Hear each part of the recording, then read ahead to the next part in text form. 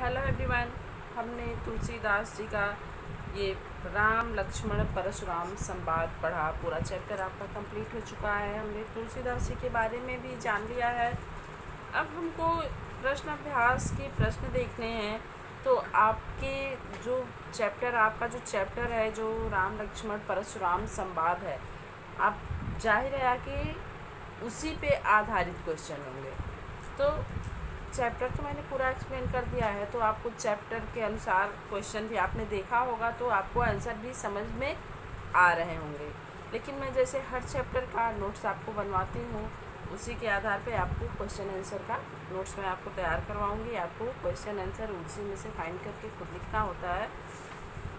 तो आपको पूरा मैं एक बार समझा देती हूँ कि ये उस तुलसीदास रचित रामचरितमानस का बालकांड का एक अंश है प्रस्तुत है इसमें, जो कि राम लक्ष्मण और परशुराम जी के संवाद के बारे में है। सीता स्वयंवर के समय जब धनुष भंग हुआ था, या धनुष यज्ञ के समय धनुष जब श्री राम जी के द्वारा खंडित हुआ, सीता जी का वरण करने के लिए श्री रामचंद्र जी ने जब धनुष को उठाया, तो वह अत्यंत जीर्ण या पुराना होने की वजह से धनुष 2 खंडों में विभक्त हो गया। रामचंद्र जी के प्रत्यंचा चढ़ाते ही यह समाचार जब महाक्रोधी मुनि परशुराम जी को मिला, तो वह बहुत क्रोधित हुए। परशुराम जी ऋषि जमदाग्नि के पुत्र थे और वो बहुत क्रोधी ऋषियों में से, बहुत क्रोधी मुनियों में से एक हैं। उनके बारे में आप सभी लोग जानते होंगे। बचपन से हम उनकी कहानियाँ, उनके किस्से, उनके क्रोध के बारे में तमाम कहानियाँ हम पढ़ते आए हैं, तो आप लोग भी ज़रूर सुने होंगे उनके बारे में।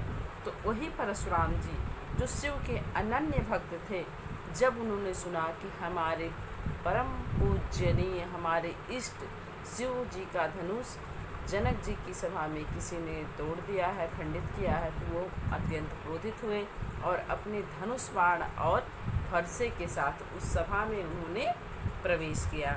और प्रवेश करने के बाद अत्यंत ही क्रोध के साथ उन्होंने राजाओं से एक बात कही कि जिसने भी हमारे इष्ट शिव जी के धनुष को तोड़ा है, उसको इस समाज से अलग कर दीजिए, नहीं तो सारे राजाओं की मृत्यु समझ लीजिए आ गई है और सभी राजा मारे जाएंगे। अगर वह एक इकलौता व्यक्ति जिसने धनुष को तोड़ा है वह समाज से अलग हो जाएगा। यहाँ कहा गया है कि सुन ऋषाय बोले भृगुकेतु। यहाँ देखिए, जोश बिलगाव बिहाई समाजा, उसको अलग करके समाज से उसको बहिष्कृत करके अलग कर दो, नहीं तो सारे राजा उसके साथ होने के कारण मारे जाएंगे। इतने क्रोधित हुए परशुराम जी शिव जी के धनुष टूटने पर। तो ये उसी समय का वर्णन है। फिर व्यंग्यात्मक लहजे में मुस्कुरा के अपने स्वभाव के अनुसार लक्ष्मण जी उनको उत्तर देते हैं, जो कि उनको उनके क्रोध के शांत करने के बजाय और अधिक भड़काता है। उनकी क्रोधाग्नि भड़कती जाती है, बढ़ती जाती है। और राम तथा मुनि विश्वामित्र जो उनको विनम्रतापूर्वक श्री परशुराम जी को समझाने का प्रयास करते हैं और श्री लक्ष्मण जी को बालक जानकर क्षमा करने की विनती करते हैं, तथा श्री राम जी बारंबार अपने इशारों से श्री लक्ष्मण जी को चुप रहने का संकेत करते हैं। लेकिन उनके क्रोधपूर्ण और अपमानित वचनों को सुनकर श्री लक्ष्मण जी का भी क्रोध शांत नहीं होता है। फिर भी रामचंद्र जी के मना करने की वजह से वह सिर्फ व्यंग में और हंस कर बात करते हैं, अपना रौद्र रूप नहीं दिखाते हैं, क्रोध नहीं दिखा पाते हैं। उसको व्यंग्यात्मक लहजे में अपने क्रोध को शांत करके व्यंग्यात्मक लहजे में मुनि के ऊपर व्यंग बाण छोड़ते हैं। तो इसी का वर्णन आपने पढ़ा, किस तरह से तर्क वितर्क लक्ष्मण जी और श्री परशुराम जी के बीच हो रहा है, और किस तरह से विश्वामित्र जी ने और श्री रामचंद्र जी बीच बचाव का प्रयास कर रहे हैं, जबकि विश्वामित्र मुनि सब कुछ जानते हैं कि ये जो दशरथ जी के दोनों पुत्र हैं राम और लक्ष्मण, वो कितने बलशाली हैं, कितने शक्तिशाली हैं और स्वयं भगवान का रूप हैं और उनको कोई परास्त नहीं कर सकता है। लेकिन वह ऐसा कुछ परशुराम जी के सामने नहीं प्रकट करते हैं, अपने मन में यह बात रखते हैं। यहाँ आपने एक लाइन पढ़ी दोहे में, गाधी सुनु कह हृदय हस मन ही हरे मुनि ही हरि हरे सूझ, मैं खाड़ न ऊप मैं अजब न बूझ अबूझ। यहाँ देखिए अपने मन में सब कुछ समझ रहे हैं विश्वामित्र जी। यहाँ पे से साफ साफ लिखा है गाधी सुनु कह हृदय हस। गाधी सुनु यानी विश्वामित्र जो गाधी के पुत्र थे, वो अपने हृदय में हंसते हैं, मन में हंसते हैं, परशुराम जी के सम्मुख नहीं। मुनि हरि हरे सूझ, हंसकर क्या कहते हैं कि जैसे सावन के अंधे को हरा ही हरा दिखता है, वैसे ही मुनि को भी दिखाई दे रहा है। मैं खाना न ऊख मैं अजो न बूझ अबूझ। यह लोहे का खंड है या गन्ने के रस का गुड़ का खंड है, ये आज तक अभी भी ये समझ नहीं पा रहे हैं, अज्ञानी हो चुके हैं मुनि, और आज भी ये अभी भी ये समझ नहीं पा रहे हैं। अजब न बूझ अबूझ, अभी भी ये समझ नहीं पा रहे हैं कि यह जो हम तुलना कर रहे हैं अन्य वीरों से राम और लक्ष्मण की, तो ये राम लक्ष्मण जैसे कोई लौह का खंड हो, लोहे का टुकड़ा हो, और कोई गुड़ का बना हुआ है यानी गन्ने के रस का जो खाड़ बनता है वो खंड हो, दोनों में अंतर बहुत अधिक हो जाता है। तो वही मुस्कुराते हुए अपने मन में सोचते हैं विश्वामित्र जी कि ये अज्ञानी मुनि अभी भी ये लोहे के खंड और गुड़ के खंड में अंतर नहीं समझ पा रहे हैं। इस तरह से बात बहुत ज़्यादा बढ़ती है, जब विवाद बहुत बढ़ने लगता है और जल की तरह बढ़ते हुए वाद विवाद को देखकर श्री राम को जब लगता है कि अब बात आगे निकल जाएगी, तो वो इशारे से श्री लक्ष्मण जी को मना करते हैं। निवारे रघुपति सैन ही लखनऊ निवारे, इशारे से लक्ष्मण को मना करते हैं कि मत बोलो। तो ये आपका पूरा सार हो गया। अब प्रश्न अभ्यास देखते हैं। परशुराम के क्रोध करने पर लक्ष्मण ने धनुष के टूट जाने के लिए कौन कौन से तर्क दिए? तो जब धनुष टूटता है, परशुराम जी क्रोधित होते हैं, तो उनको क्रोध को अकारण साबित करने के लिए या क्रोध का कोई औचित्य नहीं है, यह साबित करने के लिए लखन जी ने बहुत से तर्क दिए। यद्यपि उन्होंने व्यंग्य सहित तर्क भी दिए हैं, लेकिन आपके क्वेश्चन के अनुसार यहाँ पे तर्क प्रस्तुत हैं। जैसे सुनि मुनि बचन लखन मुस्काने, बोले परशुधर ही अवमाने। एक तरह से उनके परशु का और उनका अपमान करते हुए बोलते हैं। बहु धनु ही तोरी लड़काई कबों ने सृष्टि धुनाए। पहला तर्क उनका क्या था कि हमने तो बचपन में बहुत सारी धनुहियाँ तोड़ दी, लेकिन आप हे स्वामी, हे गुरुदेव, आपने ऐसा क्रोध तो कभी नहीं किया, और इस धनुष से आपकी ऐसी कौन सी ममता है?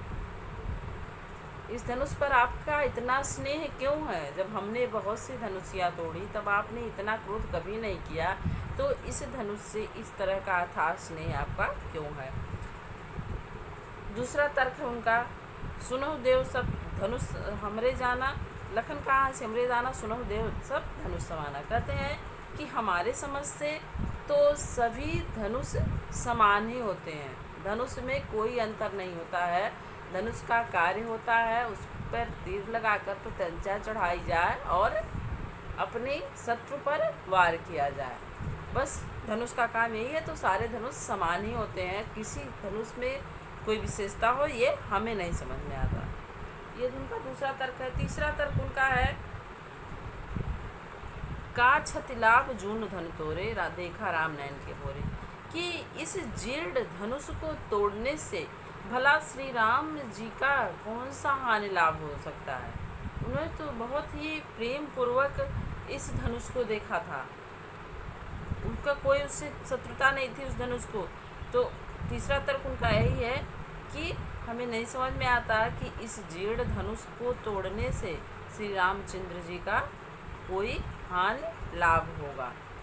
फिर चौथा तर्क देते हैं कि आप अकारण ही क्रोध कर रहे हैं, छुओ तो टूटी रघुपति ही न दोष हो। ये छूने से ही टूट गया, इसमें श्री रघुपति जी का, श्री रामचंद्र जी का कोई दोष नहीं है। आप अकारण ही क्रोध कर रहे हैं। क्यों बिना कारण के आप क्रोध क्यों कर रहे हैं? ये तो इतनी जीर्ण थी, जर्जर थी कि ये तो छूटते ही टूट गई, इसमें भला रघुपति जी का क्या दोष? तो ये सारे जो है कारण प्रस्तुत करते हैं, तर्क देते हैं कि इस धनुष के टूटने में किसी का कोई दोष नहीं है या क्रोध का कोई कारण नहीं है। ये 4 प्रकार के तर्क मैंने आपको बताए। फिर है आपका नेक्स्ट क्वेश्चन, परशुराम के क्रोध करने पर राम और लक्ष्मण की जो प्रतिक्रियाएं हुई, उनके आधार पर दोनों के स्वभाव की विशेषताएं अपने अपने शब्दों में लिखे। तो राम का स्वभाव आपने पूरे प्रकरण में देखा, पूरा प्रकरण आपके सामने उसके भावार्थ मैंने प्रस्तुत किया। तो आपने देखा धनुष टूटता है राम से, लेकिन जब परशुराम जी क्रोध करते हैं तो उसका जवाब, उनके प्रश्नों के उत्तर, उनके क्रोध का उत्तर कौन देता है सबसे ज़्यादा? लक्ष्मण जी। लक्ष्मण जी जो है सब बात पे तर्क लक्ष्मण जी ही करते हैं, और श्री रामचंद्र जी बहुत ही धैर्य के साथ उनकी वचनों को सुनते हैं। जब क्रोध के साथ परशुराम जी प्रवेश करते हैं तो क्या कहते हैं? श्री रामचंद्र जी पहले बोलते हैं, नाथ शंभु धनु भंज निहारा, हुई है को एक दास तुम्हारा, आयुष काय कही किन मोहि, सुन ऋषाय बोले मुँह को। जब क्रोध को देखते हैं परशुराम जी को श्री राम जी, तो बहुत ही विनम्रता के साथ प्रार्थना करने के अंदाज में बोलते हैं कि हे प्रभु, जिसने भगवान शिव के धनुष को खंडित किया है, वह कोई एक आपका दास ही होगा, जिसकी यह हिम्मत हुई कि जिसके यह साहस हुआ कि वह शिव जी के धनुष को छुए, तो वह कोई आपका दास ही होगा। उसके लिए क्या आज्ञा है वो मुझे बताइए। तो वो रामचंद्र जी के वचनों को सुनकर ही लगता है वो कितने विनम्र, कितने शांत स्वभाव के आदमी हैं। इतने क्रोध का जवाब इतनी विनम्रता से दे रहे हैं श्री रामचंद्र जी। तो आपको पता होगा कि श्री रामचंद्र जी को मर्यादा पुरुषोत्तम कहा जाता है, यानी उन्होंने कभी भी कोई मर्यादा भंग नहीं की। मर्यादित पुरुषों में सबसे उत्तम जो है मर्यादा पुरुषोत्तम, मर्यादाओं का पालन करने वाले पुरुषों में जो सर्वोत्तम है वो श्री राम है। तो श्री राम को क्रोध कैसे आ सकता है? क्योंकि क्रोधी मनुष्य तो कभी मर्यादाओं का पालन कर ही नहीं सकता है। क्रोध तो मर्यादाओं के उल्लंघन का पहला चरण होता है। जहाँ क्रोध हुआ वहाँ मर्यादाएं खत्म होने लगती हैं। तो यहाँ आप देख रहे हैं श्री रामचंद्र जी का स्वभाव बहुत ही शीलवान, विवेकवान और विनय पूर्ण आचरण है उनका। वहीं श्री रामचंद्र जी तुरंत ही सुनि मुनि बचन लखन मुस्काने, उनकी बातों को जैसे कोई मजाक की बात करता हो। जब वो कहते हैं कि सबको मैं मार दूंगा, जिसने धनुष तोड़ा है वो मेरा सहस्त्रबाहु के समान शत्रु है, और मैं अगर वो अलग नहीं हुआ तो मैं सबको मार दूंगा। तो तुरंत लक्ष्मण जी मुस्कुराते हैं। मुस्कुराने का तात्पर्य क्या है? मजाक, खिल्ली उड़ाना। वो परशुराम जी की खिल्ले उड़ाते हुए बोले परशुधर ही अपमान है, और उनके शस्त्र का भी अपमान करते हैं,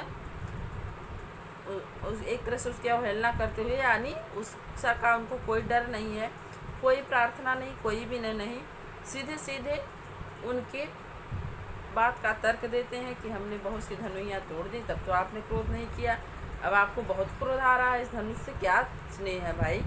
ये व्यंग्य की बात है।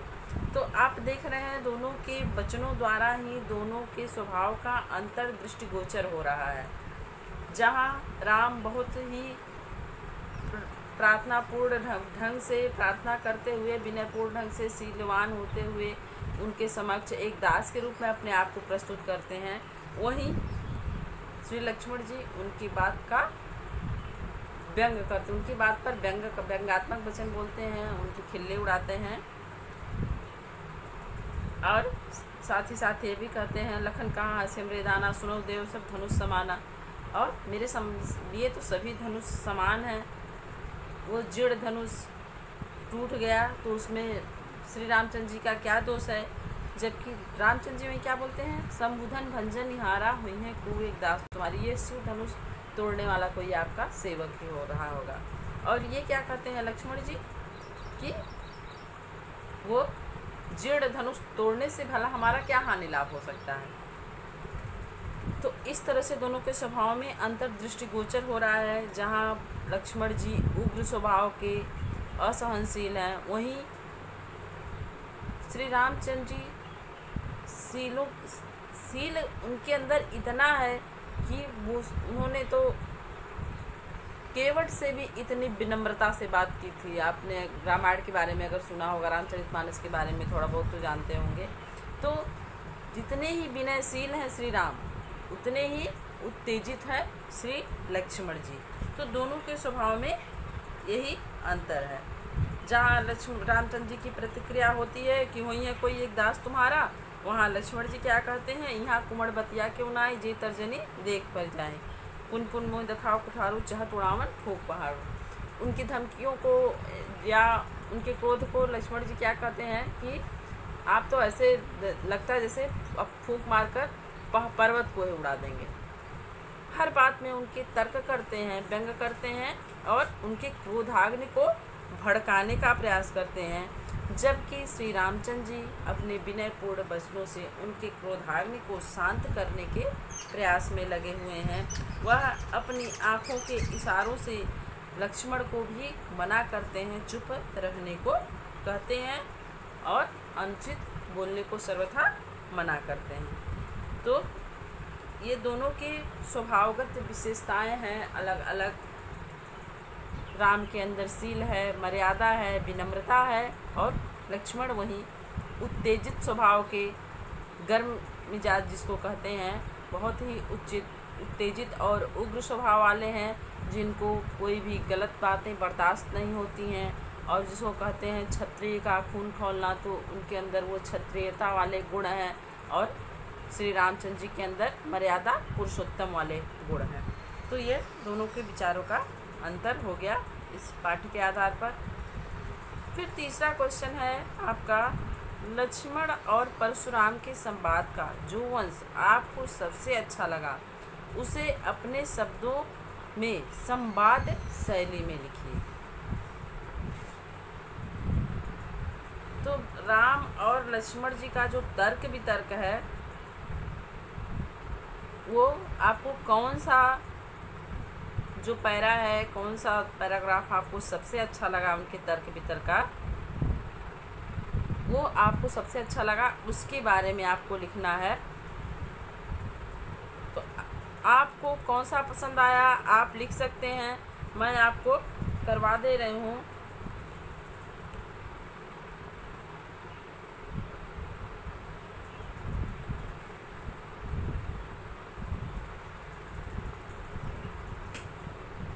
ये देखिए, इसमें तो सारे ही बहुत ही सुंदर ढंग से वर्णन किया है तुलसीदास जी ने और हमको तो सभी बहुत अच्छे लगते हैं, लेकिन आपको अपने हिसाब से जो अच्छा लगे लिखिएगा। फिर भी मैं देख रही हूँ इसमें कौन सा ज़्यादा चित्ताकर्षक है, जो हृदय को आकर्षित करने वाला है।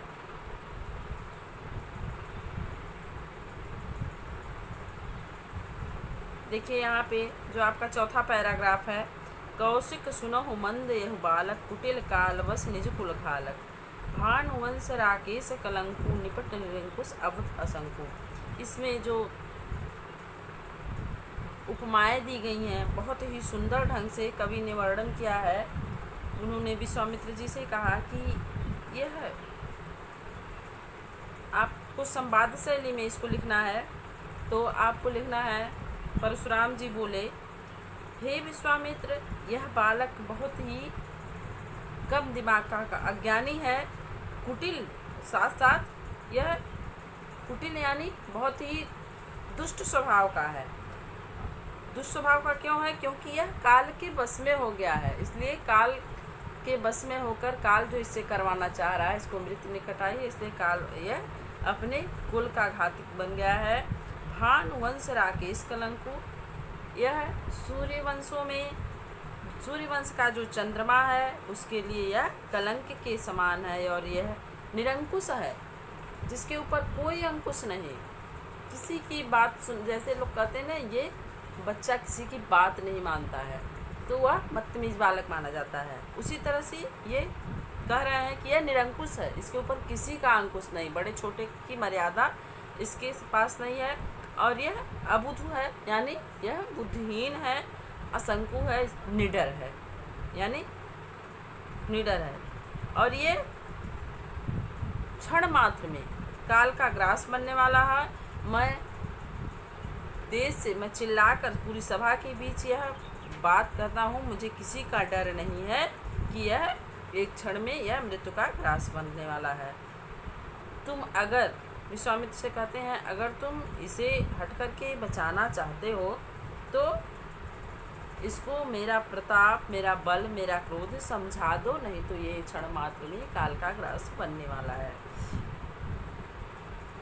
इस पे जब लक्ष्मण जी उनकी बातों को सुनकर बहुत ही सहज ढंग से तर्क देते हैं, लखन केहू मन सुजस तुम्हारा, तुम्हें अछत को बरने पारा।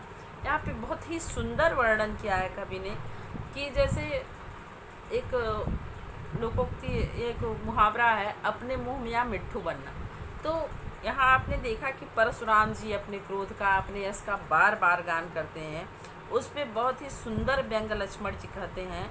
लक्ष्मण जी कहते हैं, हे मुनि, तुम्हारा यश गान तुम्हारे रहते भला और कौन कर सकता है। अपने मुँह तुम अपनी करनी, बार अनेक भाद लोग बरनी। तुमने अपने ही कार्यों को अपने ही मुँह से अनेक बार अनेक तरीके से वर्णन कर दिया, फिर भी अगर आपके मन को संतोष नहीं है तो फिर से कुछ कह लीजिए। और इसको अब जो आपके अंदर ये छटपटाहट है कि मैंने अपने बारे में अभी पूरी तरह से नहीं बता पाया, उसको न बता पाने से आपके अंदर जो क्रोध उत्पन्न हो रहा है, उस क्रोध को बर्दाश्त करने में आपको असह्य पीड़ा सहनी पड़ रही है। ऐसा मत करिए मुनिवर, आप इस दुख को मत सहिए, इस दुख को शांत करिए अपने, और अपने बारे में कुछ और कह दीजिए। अभी तो आपने अनेक बार कई प्रकार से, कई बात से आपने अपने बारे में अपना स्वेश बताया है। अब अगर आपको फिर भी संतोष नहीं है तो कुछ और कहिए, इस तरह से पीड़ा को बर्दाश्त मत करिए। नहीं वीर व्रती तुम धीर अछोभा, गारी देत न पावो शोभा। साथ ही यह भी कहते हैं, आप नियम संयम का पालन करने वाले वीर व्रती हो, व्रत को धारण करने वाले हो, तुम बहुत ही धैर्यवान हो, अर्थात उनके क्रोध को देखते हुए उनको धैर्यवान कहते हैं, ये भी एक प्रकार का व्यंग है। फिर कहते हैं, वो जो उनको बोलते हैं निपट, निरंकुश, अबुध, असंकु, ये सब गाली रूपी शब्द जो लक्ष्मण जी के लिए प्रयोग किया परशुराम जी ने, तो कहते हैं तुम वीर व्रती और धैर्यवान मुनि हो, और इस तरह से गाली देते हुए आप शोभा नहीं देते हैं, ये आपका अपमान है, आपके स्वभाव के खिलाफ है, और आप अपनी तारीफ करके अपने मन को शांत कर लीजिए। तो ये प्रकरण बहुत ही मनोहारी लगा मुझे। आपको इसमें का मैंने सब भावार्थ आपको समझा दिया है अच्छे तरीके से। आपको जो उचित लगे आप वो लिख सकते हैं, जो आपको सबसे अच्छा लगा हो, जो आपके मन को बहुत भाया हो वही भी लिख सकते हैं, क्योंकि क्वेश्चन में भी यही लिखा है कि जो अंश आपको सबसे अच्छा लगा हो। तो आपको क्या सबसे अच्छा लगा वो आप अपने अनुसार भी लिख सकते हैं, अन्यथा जो मैंने बताया उस अंश को आप लिख सकते हैं। चौथा क्वेश्चन है आपका, परशुराम ने अपने विषय में सभा में क्या क्या कहा, निम्न पद्यांश के आधार पर लिखे। देखिए, परशुराम जी ने अपने स्वभाव के बारे में बहुत कुछ कहा है। इस जो अंश है परशुराम और राम लक्ष्मण संवाद में बहुत कुछ कहा है, लेकिन आपको जो आंसर देना है वो कहाँ से देना है, ये निम्न पद्यांश के आधार पर, ये जो पद्यांश आपके क्वेश्चन के नीचे लिखे हुए हैं उसके आधार पे आपको आंसर देना है। बाल ब्रह्मचारी अति कोही, विश्व विदित क्षत्रिय कुलद्रोही, भुजबल भूमि भूप बिन कीन्ही, विपुल बार महिदेवन देनी, सहस बाहु भुज छेदन निहारा, परशु विलोक महेश कुमारा, माति पिता ही जन सोच बस करिस महेश किशोर, गर्वन के अभ्रक दलन परशु मोर अति घोर। इसमें परशुराम जी ने अपने बारे में जो जो बातें बताई हैं उसको आपको शब्दों में बताना है। तो यहाँ परशुराम जी ने अपने बारे में क्या क्या बताया। पहला वाक्य उनका, मैं बाल ब्रह्मचारी हूँ, बचपन से मैं ब्रह्मचारी हूँ, उसको बाल ब्रह्मचारी कहते हैं। बाल ब्रह्मचारी हूँ, अति कोही अत्यधिक क्रोधी मुनि हूँ मैं, विश्व विदित क्षत्रिय कुलद्रोही, पूरे विश्व में मेरा क्रोध और क्षत्रिय कुलद्रोही के नाम से, क्षत्रियों का सर्वनाश करने वाले मुनि के नाम से लोग मुझे, पूरे संसार में लोग मुझे इस नाम से जानते हैं, मैं पूरे विश्व में जाना जाता हूँ।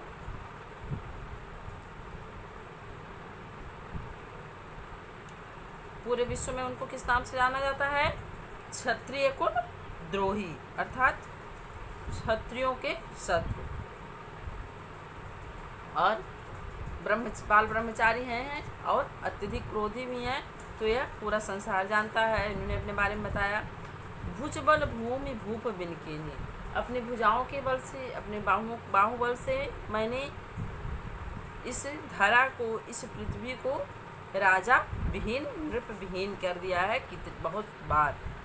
विपुल बार महिदेवन देने, और बहुत अत्यधिक बार, बहुत बार मैंने इस पृथ्वी को अपने बाहुबल से जीतकर पंडितों को, ब्राह्मणों को दान दे दिया है। पृथ्वी जो राजाओं की होती है उसे मैंने अपने बाहुबल से जीतकर ब्राह्मणों को, महिदेवन यानी इस पृथ्वी के जो देवता हैं ब्राह्मण, उनको दिया है। सहस्र बाहु भुज छेदन निहारा, सहस्र बाहों के भुजाओं का नाश करने वाले, भुजाओं को काटने वाले, या सहस्र बाहु की भुजाओं को समाप्त करने वाले इस मेरे कुल्हाड़ी को हे राजकुमार एक बार देखो। मातु पिता ही जन सोच बस करिस महेश किशोर, और उन्होंने कहा कि मेरे प्रश्नों का इस तरह से उत्तर देकर तुम अपने माता और पिता को चिंता में मत डालो, उनकी स्थिति को चिंतित मत करो, क्योंकि अभी पहले उन्होंने कहा मेरे इस फरसे को देखो। क्यों देखो? क्योंकि मेरा यह फरसा कैसा है?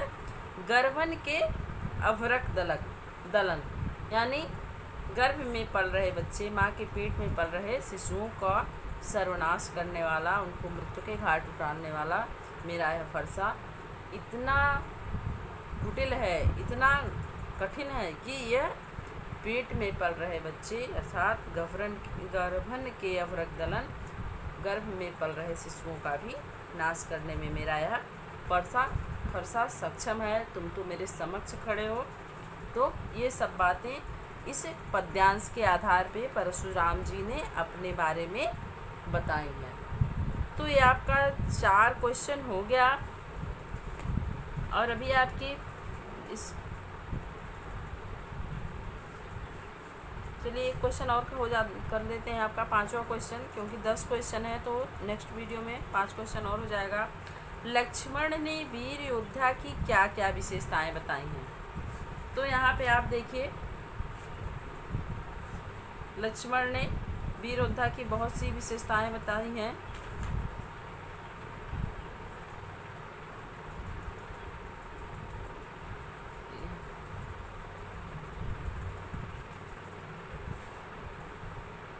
यहाँ देखिए लिखते हैं,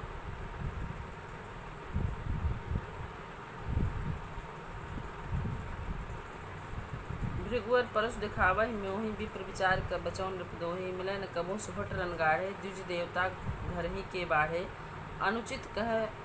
यहाँ पे क्या कहते हैं? लक्ष्मण जी वीर योद्धाओं की विशेषता बताते हुए कहते हैं कि जो वीर योद्धा होते हैं वो अपना गुणगान स्वयं नहीं करते हैं।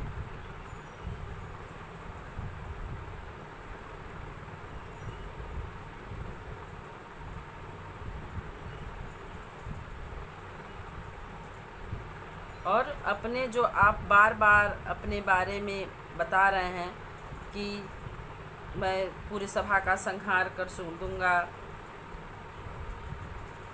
और उस राजा को मार दूंगा जिसने यह धनुष को तोड़ा है, तो ये सब बातें आपको शोभा नहीं देती, क्योंकि यह एक वीर योद्धा के स्वभाव के खिलाफ है। कैसे खिलाफ है? क्योंकि यहाँ पे देखिए लिखा है, सुर समर करनी करही कहीं न जनावह आप, विद्यमान रण पाए रूप कावर कायर कथई प्रताप। सूर समर यानी जो वीर योद्धा होते हैं वह युद्ध क्षेत्र में, समर यानी युद्ध के मैदान में क्या करते हैं? कार्य करते हैं। युद्ध के मैदान में कौन सा कार्य होता है? युद्ध का कार्य, अपने शत्रुओं से लड़ने का कार्य होता है। तो अपने जो शत्रु है अर पे प्रहार करते हैं, उनसे युद्ध करते हैं, अपने बारे में अपने प्रताप का वर्णन नहीं करते हैं। वीर योद्धा क्या करते हैं? समर में युद्ध के समय युद्ध करते हैं जो वीर योद्धा होते हैं, और अपने शत्रु को उस युद्ध क्षेत्र में पाकर, युद्ध स्थल पर पाकर उस अपने प्रताप का वर्णन कह के नहीं करते हैं, बल्कि करके दिखाते हैं।